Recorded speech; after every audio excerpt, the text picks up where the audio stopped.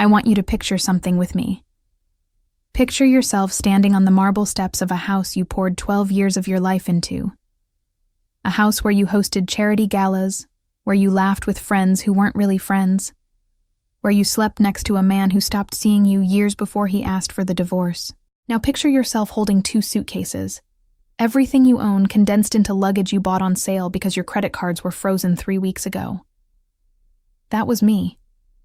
That was Sophia Hartfield on a Tuesday morning in September, walking away from everything I thought defined me. The photographers were already there. Richard made sure of that. I could see him through the bay window on the 2nd floor, his arm wrapped around Vanessa's waist. She was 26, blonde, and wearing the silk robe I used to wear. They were watching me leave like it was performance art. Richard had his phone out, probably texting his lawyer, probably laughing. "Mrs. Hartfield, Sophia, over here." A man with a camera shoved it in my face. "How does it feel to lose everything?" I didn't answer. I couldn't.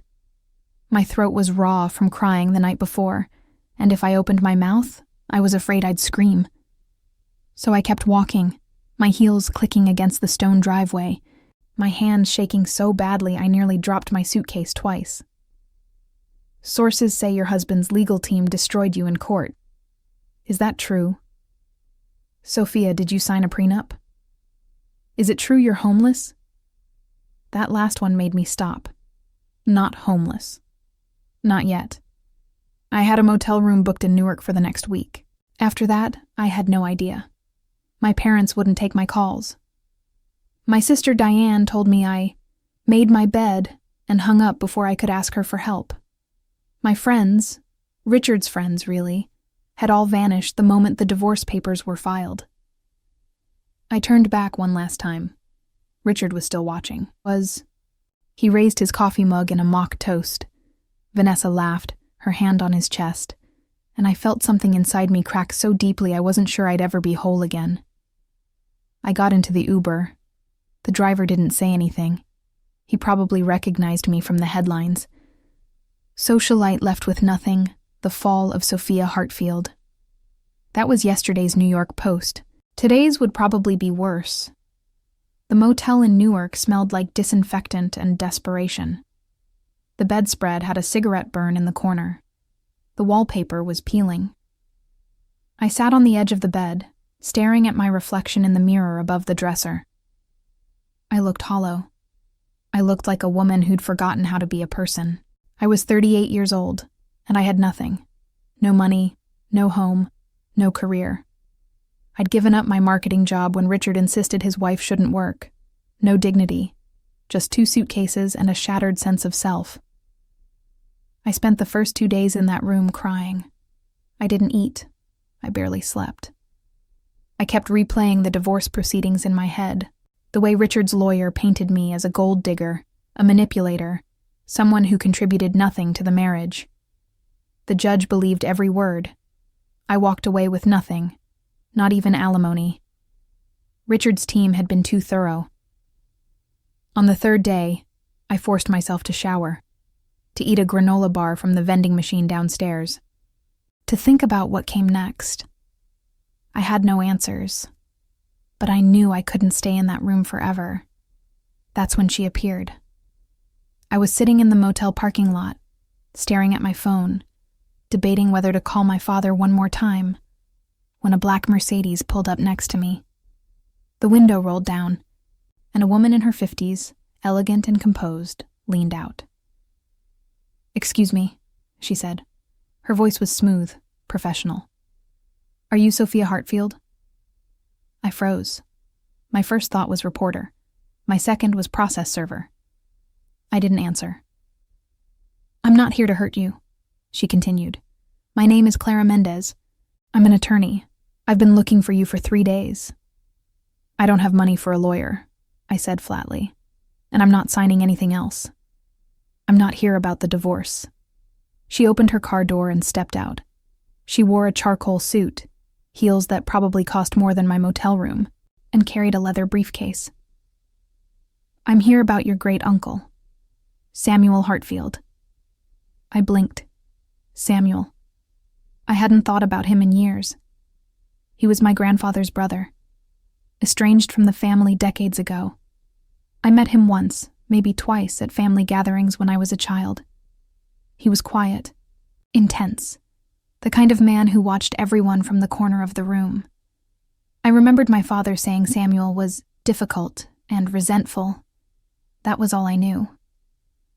"What about him?" I asked. Clara's expression softened. "He passed away 2 weeks ago.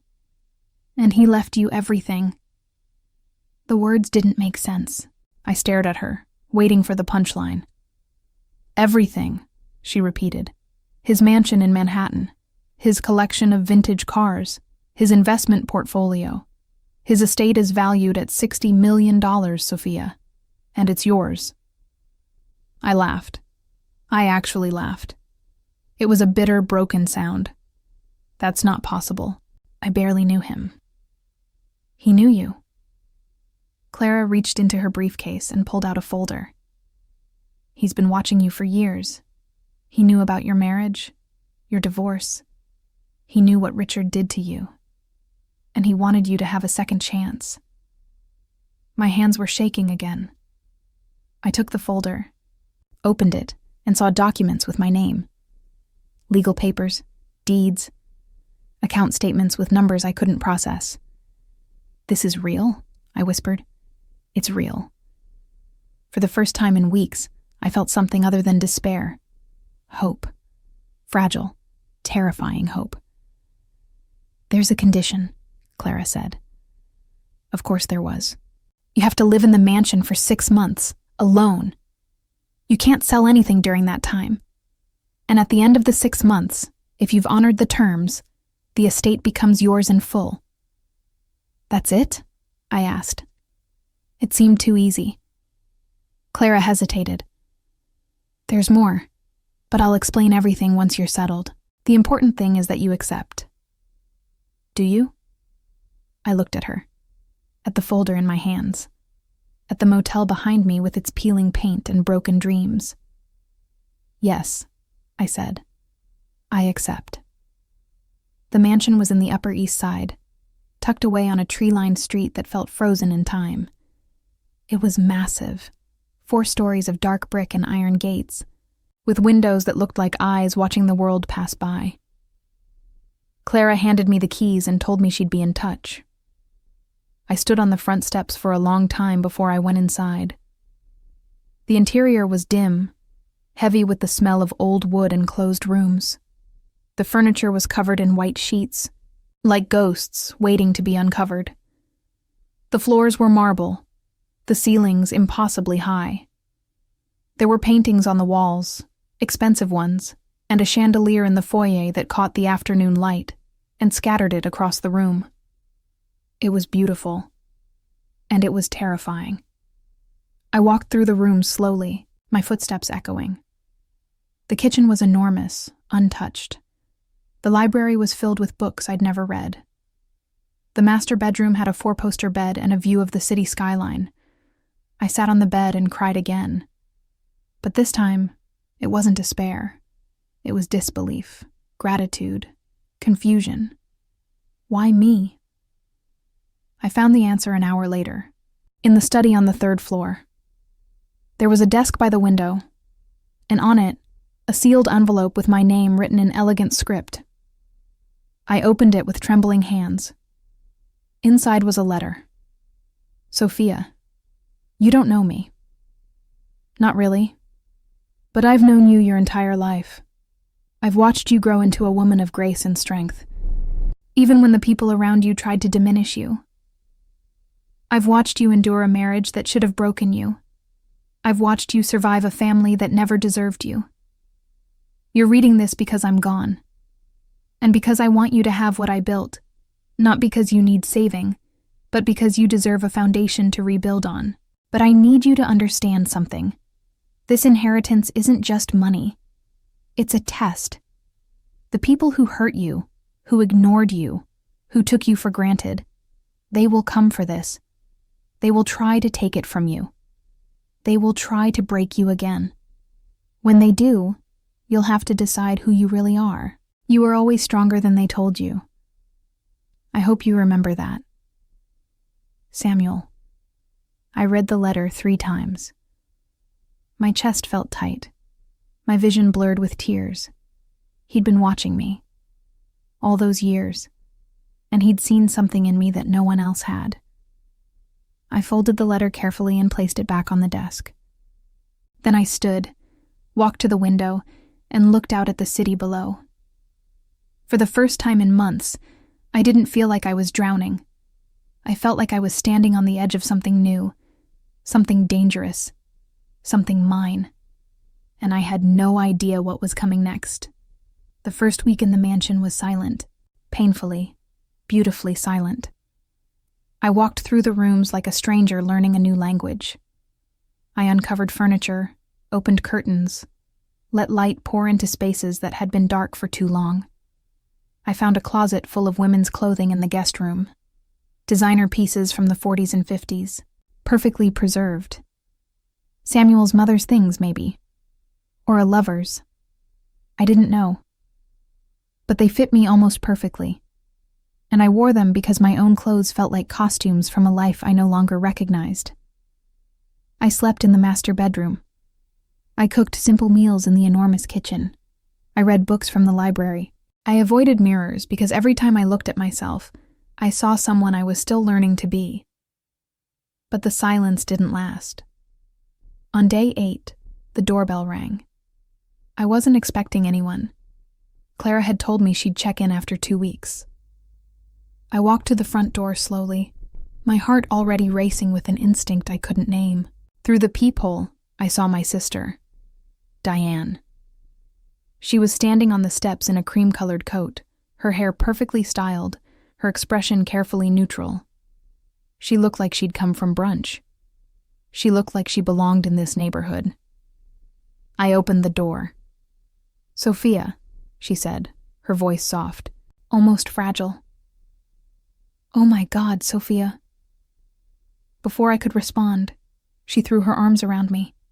I stood there, frozen, as she pressed her face against my shoulder and made a sound that might have been a sob. "I'm so sorry," she whispered. "I'm so sorry I didn't call you back. I was scared. I didn't know what to say. But when I heard about Uncle Samuel..." She pulled back, her eyes shining with tears. I couldn't stay away anymore. I should have felt relief. I should have felt grateful.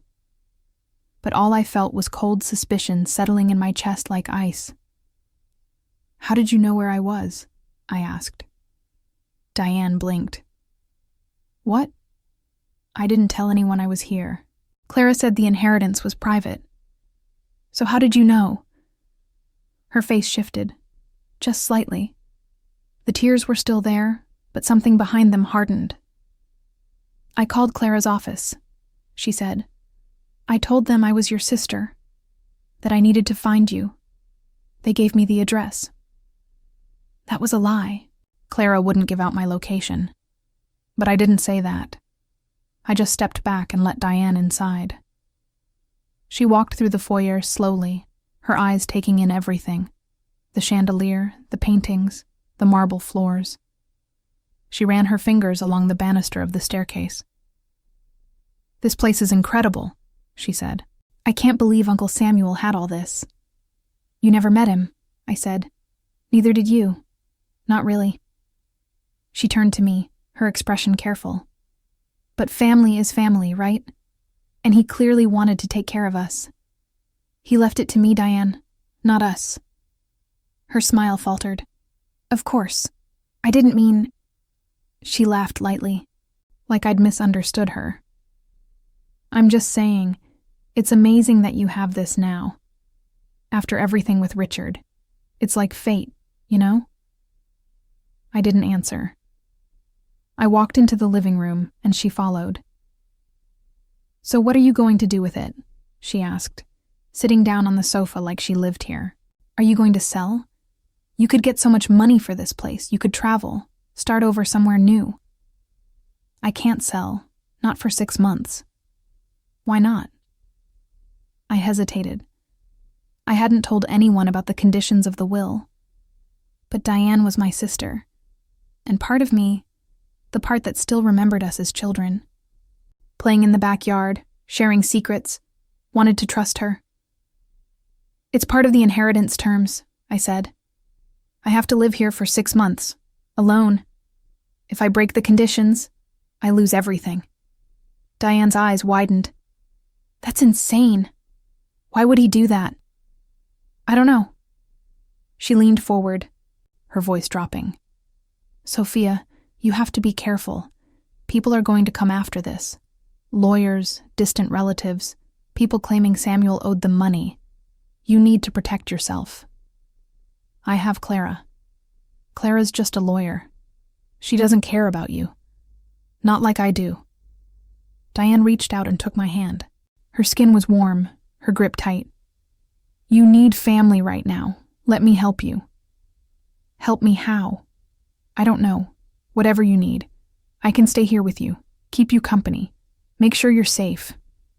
There it was, the ask, the reason she was here. "I have to live here alone," I said. "That's the condition." Diane's face tightened. "That's ridiculous. You shouldn't have to be alone right now.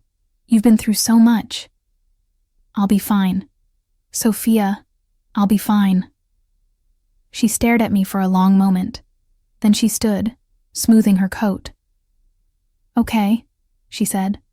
Her voice was clipped now, the warmth gone. "But if you change your mind, call me. I'm here for you. I always have been." That was the second lie of the day. She left without hugging me goodbye. 2 days later, my father showed up. Gerald Hartfield was a tall man, with silver hair and a face that never smiled unless there was money involved. He worked in private equity, played golf with senators, and treated his children like investments that hadn't paid off.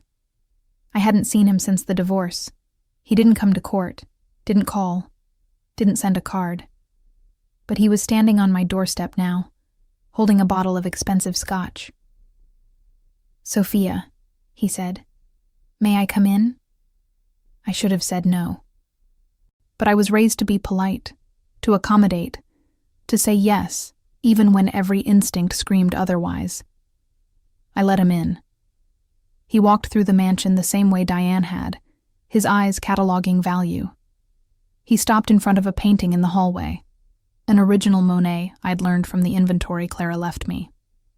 "Samuel always had taste," he said. "I'll give him that." "You didn't come here to talk about art," I said. He turned to me, his expression unreadable. "No, I came to talk about family." "We haven't been family in a long time, Dad." "That's not fair." "Isn't it?" My voice was sharper than I intended. "You didn't return my calls during the divorce. You didn't offer to help. You told me I should have been smarter, should have protected myself better. I was trying to teach you a lesson." "What lesson? That I'm on my own?" He sighed, setting the scotch down on a side table. "Sophia, I came here because I'm concerned. This inheritance, it's complicated. Samuel wasn't a stable man. He cut ties with the family decades ago. We don't know what kind of debts he left behind, what kind of legal trouble might come with this estate. Clara vetted everything. It's clean. Clara works for Samuel's interests, not yours. She works for me now." Gerald's jaw tightened. "You're being naive. This kind of wealth comes with responsibilities. You don't understand the world you're stepping into. Then explain it to me." He looked at me like I was a child again. "Samuel left you this money to make a point, to punish the family for rejecting him. But you're the one who's going to suffer for it. People will challenge the will. They'll dig into your life, your marriage, your mistakes. They'll try to prove you're unfit to inherit. And if you fight them alone, you'll lose.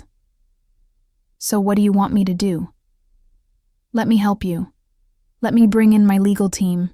We'll set up a trust, protect the assets, make sure you're taken care of. And you'll take a percentage for your trouble." His face hardened. "I'm your father. You haven't acted like it in years. I'm trying to now. No. I stood, my hands shaking but my voice steady. You're trying to control this, just like you've tried to control everything else in my life. But this is mine. Samuel left it to me. Not you. Not Diane. Me. Gerald stared at me for a long moment. Then he picked up the scotch and walked to the door. You're making a mistake, he said. And when this falls apart, don't come crying to me. He left. The door closed behind him with a heavy thud, and I realized something. I didn't feel sad. I felt relieved. The third visitor came a week later. Marcus Hartfield, my cousin. Samuel's great-nephew on the other side of the family. He didn't knock. He rang the doorbell 15 times in a row until I opened the door, furious. What the hell? Marcus? He was drunk. I could smell it on him before he even spoke. His shirt was untucked, his tie loosened, his eyes bloodshot. You, he said, pointing at me. You think you're so special, don't you? Go home, Marcus. This should have been mine. He shoved past me into the foyer. Samuel was my great-uncle, too. I'm the oldest male in the family. This house, this money, it should have gone to me. He didn't want you to have it. Because of you. He spun around, his face twisted with rage. You poisoned him against us. You manipulated him. I barely knew him. Liar. He grabbed a vase from the side table and threw it against the wall. It shattered, pieces scattering across the marble floor. You're just like your mother. Always playing the victim, always taking what doesn't belong to you. My heart was pounding. I backed toward the door, calculating how fast I could run, whether I could reach my phone. Get out, I said. I'm not going anywhere. This is my house. It's not. And if you don't leave, I'm calling the police. He laughed. Go ahead, call them. Tell them your family came to visit. They'll love that story. He took a step toward me. That's when I saw it. The drawer in the console table near the door was slightly open, and inside, barely visible, was the grip of a gun. Samuel's gun. Clara had mentioned it during the inventory. Old, probably not even loaded. But Marcus didn't know that. I moved quickly, pulling the drawer open and grabbing the weapon. It was heavier than I expected, cold and solid in my hand. Marcus froze. Get out, I said again. He stared at the gun, then at me. Then he started laughing. You don't have the guts, he said. My finger rested near the trigger. My hands weren't shaking anymore. Try me. For a moment, we just stood there. The air between us felt electric, dangerous. Then Marcus turned and walked out. I slammed the door behind him, locked it, and sank to the floor, the gun still in my hand. I sat there for an hour before I could move again. Clara came the next morning. I called her after Marcus left, told her everything. She arrived with coffee and a folder full of documents. We need to talk, she said. We sat in the library. I was exhausted, my nerves frayed, my hands still trembling slightly. There's something I didn't tell you, Clara began. About the conditions of the will. My stomach dropped. What? The 6 months in the mansion. That's not just about you living here. It's about testing you. Samuel wanted to see if you could withstand your family. If you could resist their manipulation, their greed, their attempts to take what's yours. Why? Clara hesitated. Because Samuel knew what they were. He knew they'd come for you, and he wanted to make sure you were strong enough to fight back. What happens if I fail? If you give in, if you sign away any part of the estate, if you leave the mansion before the 6 months are up, if you let them manipulate you into changing the terms, the entire inheritance goes to charity. All of it. I stared at her. Does my family know this? They do now, I was legally required to inform them yesterday. So they're going to come after me even harder. Yes. I felt sick. Why didn't he just leave me the money? Why make it a game? Clara's expression softened. Because he didn't want you to just survive, Sophia. He wanted you to become the woman he always believed you could be. Someone who doesn't bend. Someone who doesn't break. I'm not that person. You held a gun to your cousin's face last night. You sent him running. I think you're closer than you realize. I didn't know what to say to that. Clara stood, handing me the folder. These are restraining order forms. I'll file them today against Marcus. But Diane and your father, they're going to be harder to deal with. They won't break the law. They'll just try to break you. How do I stop them? You survive. You stay here. You hold your ground. She paused at the door. And you remember that Samuel chose you for a reason. She left. I opened the folder. Inside were legal documents, contracts, letters, and at the bottom another envelope with my name. I opened it. Sophia, if you're reading this, they've already started. Your family. The people who should have loved you unconditionally but loved their pride more. I know them. I was one of them once. Or at least I tried to be. But they rejected me. Called me illegitimate. Treated me like I didn't exist. So I built my own empire. And I've been watching them ever since. I've also been watching you. Watching them do to you what they did to me. This inheritance isn't charity. It's a mirror. It will show you who they really are. And more importantly, it will show you who you really are. Don't let them win. Samuel Thorey. I folded the letter carefully. Then I walked upstairs, locked every door, and closed every curtain. Because I knew they weren't done, and neither was I. That night I couldn't sleep. I kept hearing Marcus's voice. You don't have the guts. I kept seeing Diane's fake tears, my father's cold dismissal. I thought about calling someone, a friend, a therapist, anyone. But I had no one. So I got up, walked down to the library, and started searching through Samuel's books. I needed to understand him, needed to know why he chose me. I found it in the third shelf from the bottom. A photo album, leather-bound and worn. Inside were pictures I'd never seen before. Samuel as a young man, standing outside this very mansion. Samuel with a woman who looked like my grandmother. Samuel holding a baby. And then, near the back, a photograph that made my breath catch. It was me. I was maybe 5 years old, sitting in a garden somewhere, laughing at something off camera. Someone had drawn a heart in the corner of the photo in red ink. He'd been watching me since I was a child. I felt a chill run down my spine. The next page had more photos. Me at my high school graduation. Me on my wedding day, standing next to Richard. Me at a charity gala 3 years ago. He'd been documenting my life. I should have felt violated, scared. But all I felt was seen. For the first time in my life, someone had been paying attention. I closed the album and held it against my chest. Thank you, I whispered to the empty room, and somewhere, in the silence, I imagined him answering back. The doorbell rang again at midnight. I was in bed, half asleep when I heard it.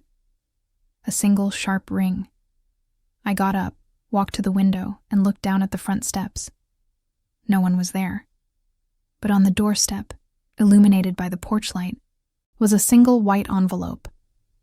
I went downstairs, my heart pounding, and opened the door carefully. The envelope was thick, expensive paper. My name was written on the front in elegant script. I opened it. Inside was a note. 2 sentences. We know what you inherited, and we know how to take it from you. No signature. I looked up and down the empty street. Nothing. I closed the door, locked it, and stood there in the dark hallway, the note trembling in my hand. They were coming for me, and I had 5 months left to survive. The threatening note changed everything. I stopped sleeping through the night. Every creak of the old house felt like footsteps. Every shadow looked like someone watching. I installed security cameras with Clara's help, changed the locks, started keeping Samuel's gun loaded in the drawer beside my bed. I was learning to live like prey, but I was also learning to live like a predator. 3 weeks after the note arrived, my phone rang. Unknown number. I almost didn't answer. Sophia Hartfield? A woman's voice, professional, neutral. This is Jennifer Walsh from the New York Observer. I'm doing a piece on contested inheritances in wealthy families. I'd love to get your perspective on... I hung up. They called back. I blocked the number. Then came the emails. The social media messages. Reporters digging into my divorce, my past, my relationship with Samuel. Someone had leaked the story, and now I was news again. Disgraced socialite inherits fortune, family cries foul. Mystery uncle leaves, everything to estranged niece. Legal battle brewing. Sophia Hartfield's second act. Luck or manipulation. I stopped reading after the third article, but I couldn't stop them from being written. Clara warned me this would happen. They're trying to paint you as undeserving, she said during one of our weekly calls. They want public opinion on their side before they make their legal move. What legal move? They're going to challenge the will. Claim Samuel wasn't of sound mind when he wrote it, that you manipulated him somehow. I never even spoke to him. They'll find a way to make it look like you did. That's how these things work. I wanted to scream, to throw something, to run, but I didn't. I stayed. Because leaving meant losing. And I was done losing. The real attack came on a Tuesday afternoon in November. I was in the kitchen making tea when the doorbell rang. Through the security camera, I saw 3 people. Marcus, Diane, and a man I didn't recognize in an expensive suit. I almost didn't open the door. But something in me, maybe anger, maybe curiosity, made me unlock it. Sophia, Diane said. Her voice was different now. Colder, no more fake warmth. We need to talk. I have nothing to say to you. Then listen. Marcus stepped forward. He looked sober this time, calculated. This is Daniel Friedman. He's our attorney. We're filing a motion to contest the will. My stomach dropped, but I kept my face neutral. On what grounds? Undue influence, Daniel said smoothly. Samuel Hartfield was 83 years old when he wrote this will. He was isolated, ill, and clearly not thinking straight. You took advantage of his mental state to manipulate him into leaving you his estate. I never even met with him. Can you prove that? I stared at him. Can you prove I did? Daniel smiled. It was the smile of someone who'd already won. We have testimony from a former caretaker who says you visited Samuel multiple times in the months before his death. That you brought him gifts. Spent hours alone with him. Made promises. That's a lie. Is it? Because we also have phone records showing repeated calls between your number and his residence.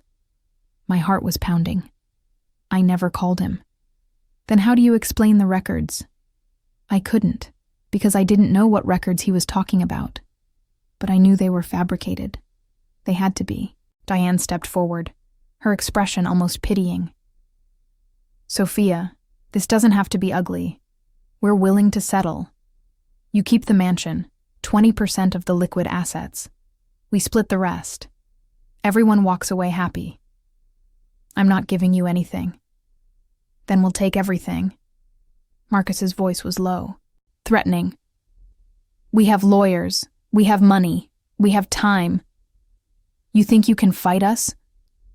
You're broke, Sophia. Your ex-husband destroyed you. You have nothing except what Samuel left you, and we're going to prove you don't deserve it. Get off my property. This isn't your property, Marcus said. Not yet, I slammed the door in their faces. Then I collapsed against it, my hands shaking, my breath coming in short gasps. They were going to take it. They were going to take everything. I called Clara. "They were here," I said, my voice breaking. "They're filing a challenge. They have fake evidence, fake testimony." "Clara, I don't know how to fight this." "Yes, you do." Her voice was calm, steady. "You know the truth. And I have something that will help you prove it." "What?" "Come to my office, tomorrow. There's something Samuel left for you. Something I wasn't allowed to give you until your family made their move." "What is it?" "You'll see." Clara's office was in Midtown, a sleek high-rise with marble floors and floor-to-ceiling windows. She met me in a private conference room, a large box sitting on the table between us. "Samuel knew they'd come after you," Clara said. "He knew they'd lie, cheat, fabricate evidence. So he prepared." She opened the box. Inside were files, dozens of them. Photographs, legal documents, recordings. "What is this?" I asked. "Samuel's insurance policy." Clara pulled out a folder and handed it to me. "He spent the last 10 years of his life documenting every interaction he had with your family. Every phone call, every threat, every lie." I opened the folder. Inside were transcripts of phone calls between Samuel and Gerald. In them, Gerald demanded money, threatened lawsuits, called Samuel a bastard who didn't deserve the Hartfield name. There were emails from Marcus, asking for loans he never repaid, making promises he never kept. There were letters from Diane, saccharine and manipulative, asking for help with her mortgage, her credit cards, her failed business ventures. "They all came to him begging," Clara said, "and he refused them every time. He kept every piece of evidence, because he knew that one day they'd try to destroy whoever he left his fortune to." I felt something fierce and hot rising in my chest. Why didn't he just cut them off completely? He did, but he wanted you to have the ammunition to do the same, to expose them if you needed to. Can we use this in court? Better. Clara pulled out another folder. We can use it everywhere. I spent the next 2 weeks preparing. Clara and I went through every document, every recording, every piece of evidence Samuel had collected.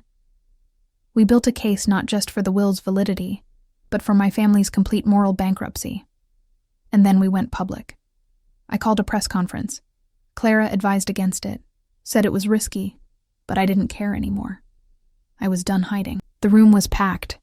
Reporters, cameras, microphones. I sat at a table with Clara beside me, a folder in front of me, my hands folded calmly even though my heart was racing. "My name is Sophia Hartfield," I began, "and I'm here to tell you the truth about my family." I opened the folder. For the past month, my family has accused me of manipulating my great-uncle Samuel Hartfield into leaving me his estate. They've claimed I took advantage of an elderly man, that I lied, that I don't deserve what he left me. I paused. They're lying. I pulled out the first document. This is a transcript of a phone call between Samuel Hartfield and my father, Gerald Hartfield, from 2 years ago. In it, my father threatens to contest Samuel's will if he doesn't receive a payout immediately. Samuel refused. Murmurs rippled through the room. I pulled out another document. This is an email from my cousin Marcus Hartfield, asking Samuel for $300,000 to cover gambling debts. Samuel refused. More murmurs. This is a letter from my sister Diane, asking for money to save her business after she'd already borrowed and failed to repay over $500,000. I looked directly at the cameras. My family didn't care about Samuel when he was alive.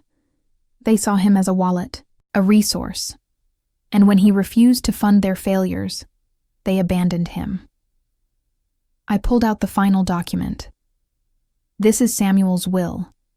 In it, he states clearly that he is of sound mind, that he has not been influenced or coerced, and that he is leaving his estate to me because I am the only member of this family who never asked him for anything. I closed the folder. I didn't manipulate him. I didn't trick him. I didn't even know him. But he knew me. He watched me endure a marriage that destroyed my sense of self. He watched my family turn their backs on me when I needed them most. And he decided I deserved a second chance. My voice cracked slightly, but I didn't stop. My family is trying to take that from me. Not because they loved Samuel, not because they deserve his legacy, but because they can't stand the idea that someone they look down on might rise above them. I stood. I'm not giving them anything, and I'm going to fight them with everything I have. The room erupted with questions, but I walked out, Clara beside me, my head held high. The story went viral. Within 24 hours, every major outlet had picked it up. Opinion pieces flooded in, some supporting me, some calling me opportunistic. But the evidence was undeniable. Diane called me. I didn't answer. Gerald sent an email. I deleted it. Marcus tried to show up at the mansion. The security company I'd hired turned him away. And then, a week later, their lawyer withdrew the challenge to the will. Clara called me with the news. They don't have a case anymore. The evidence you presented destroyed their credibility. It's over. Sophia, you won. I should have felt relief, joy, victory. But all I felt was exhausted. There's one more thing, Clara said. Can you come to the office? There's something else Samuel left for you. The conference room looked the same as before, but this time there was a single envelope on the table. Samuel left instructions that you were only to receive this after the legal battle was resolved, Clara said. I picked up the envelope. My name was on the front in Samuel's handwriting. I opened it with trembling hands. Inside was a letter and a photograph. The photograph was old, faded. It showed a young woman with dark hair and bright eyes, standing in a garden, laughing. She looked like me. I turned it over. On the back in faded ink, Eleanor, 1965. My mother. I looked at Clara. I don't understand. She took a breath. Samuel wasn't just your great-uncle, Sophia. He was your biological father. The room tilted. What? Your mother and Samuel had a brief relationship before she married Gerald. She got pregnant. Samuel wanted to be part of your life, but your mother refused. She was young, scared of scandal. She married Gerald quickly, passed you off as his daughter. Samuel agreed to stay away, but he never stopped watching over you. I couldn't breathe. Does Gerald know? He's always known. That's why he never loved you the way he should have. You weren't his blood. You were a reminder of your mother's betrayal. Tears streamed down my face. Clara continued gently. Samuel couldn't be your father openly, but he made sure you'd never be without a foundation. This inheritance isn't just money, Sophia. It's his way of finally taking care of you. I opened the letter, my hands shaking. Sophia, if you're reading this, you've survived them. I'm proud of you. I'm sorry I couldn't be your father the way I wanted to be. I'm sorry you grew up feeling unwanted, unloved. I'm sorry I watched from the shadows instead of stepping into the light. But I saw you. Every moment, every struggle, every triumph. You were never alone. This inheritance is yours because you earned it. Not through blood, not through manipulation, but through the simple act of surviving in a family that never deserved you. Build something beautiful with it. Build something that matters, and know that I loved you. Always. Samuel. I folded the letter carefully and pressed it against my chest. For the first time since Richard destroyed my life, I felt whole. 6 months passed. I stayed in the mansion for the full term, honoring Samuel's conditions. And when the clock ran out, I didn't leave. I transformed the space into something new. The first floor became offices. The second floor, conference rooms. The third and fourth floors remained private. My sanctuary. I launched Hartfield Investments, a holding company dedicated to funding startups led by women. Women who'd been overlooked, dismissed, told they weren't enough. Women like me. Within a year, we'd funded 15 companies. Within 2 years, 3 of them had gone public. I appeared on the cover of Forbes, then Fortune, then Bloomberg Businessweek. How did you do it? An interviewer asked during a podcast. How did you go from losing everything to building an empire? I smiled. I stopped waiting for permission to take up space. One morning, I was reviewing investment proposals when my assistant buzzed in. There's someone here to see you. He says it's important. Who? Richard Hartfield. My blood ran cold. Send him in. Richard walked into my office looking diminished. His suit was off the rack. His shoes were scuffed. He'd aged in the 2 years since I'd seen him, lines around his eyes, gray in his hair. He looked small. Sophia, he said, you look incredible. I didn't stand, didn't smile. What do you want, Richard? I wanted to apologize for everything. The divorce, the lawyers, the way I treated you. I was cruel. I was wrong. Yes, you were. He shifted uncomfortably. I've been following your success. You've done amazing things. I always knew you were capable of more than what? More than being your accessory? He flinched. I deserve that. You deserve a lot more than that. Silence stretched between us. I'm in trouble, Sophia. The business failed. Vanessa left. I'm drowning in debt. I need help. There it was. The real reason he came. You want money. A loan. I'll pay you back, I swear. I leaned back in my chair and studied him. This man who'd humiliated me, who'd torn apart my life, who'd made me believe I was worthless. And now he was begging. No, I said simply. His face crumpled. Sophia, please. I have nowhere else to turn. You should have thought of that before you destroyed me. I made a mistake. You made a choice. I stood. And now I'm making mine. Get out of my office, Richard, and don't come back. He stared at me, stunned. Then he turned and walked out. I watched him go, waiting for the satisfaction, the vindication. But all I felt was indifferent. He didn't matter anymore. That evening I stood in Samuel's study, my study now, looking out at the Manhattan skyline. On my desk was the morning's Wall Street Journal. My face was on the front page of the business section. The headline read, Sophia Hartfield, the Phoenix of Wall Street. Below it, they'd included a quote from my recent interview. Some build empires with power. I built mine with purpose. I traced my fingers over the words. Behind me, on the wall, I'd framed Samuel's final letter, and beside it, the photograph of my mother. I thought about Gerald, who never loved me, about Diane, who envied me, about Marcus, who hated me, about Richard, who discarded me. I thought about every person who'd told me I wasn't enough, and I smiled, because I'd proven them all wrong.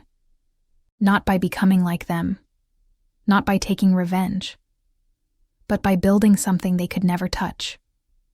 I walked to the window and pressed my hand against the glass, feeling the cool surface against my palm. Somewhere out there, in the city that had almost destroyed me, there were women who felt the way I once did, broken, discarded, invisible, and I was going to find them. I was going to give them what Samuel gave me. Not just money, but permission. Permission to take up space. Permission to fight back. Permission to build something beautiful from the ashes of their old lives. I picked up my phone and called Clara. I want to start a foundation, I said. For women leaving abusive marriages. Legal support, financial assistance, housing. That's a beautiful idea. I'm calling it the Eleanor Hartfield Foundation. After my mother. Clara's voice softened. Samuel would love that. I looked at his letter on the wall. I know, I said. 5 years later, I sat in the same study, now filled with photographs of the women we'd helped. Success stories, new beginnings. On my desk was a handwritten note from one of them. You saved my life, not with money, with hope. Thank you for showing me I could be more than what they said I was. I folded it carefully and added it to the box where I kept them all. Outside, the sun was setting over Manhattan, painting the sky in shades of gold and crimson. I thought about the woman I used to be, the one who stood on those mansion steps with 2 suitcases and a broken heart. She felt like a stranger now. I'd buried her, and from her ashes, I'd become someone new, someone stronger, someone freer, someone who didn't need permission to exist. I stood and walked to the window one last time, looking out at the city I'd conquered. And I whispered the words I wished someone had told me years ago. You were always enough. The city lights flickered on, one by one, like stars. And for the first time in my life, I felt like I was exactly where I belonged. I didn't inherit just money. I inherited the one thing my family never gave me, the permission to be free. And I was never giving that back.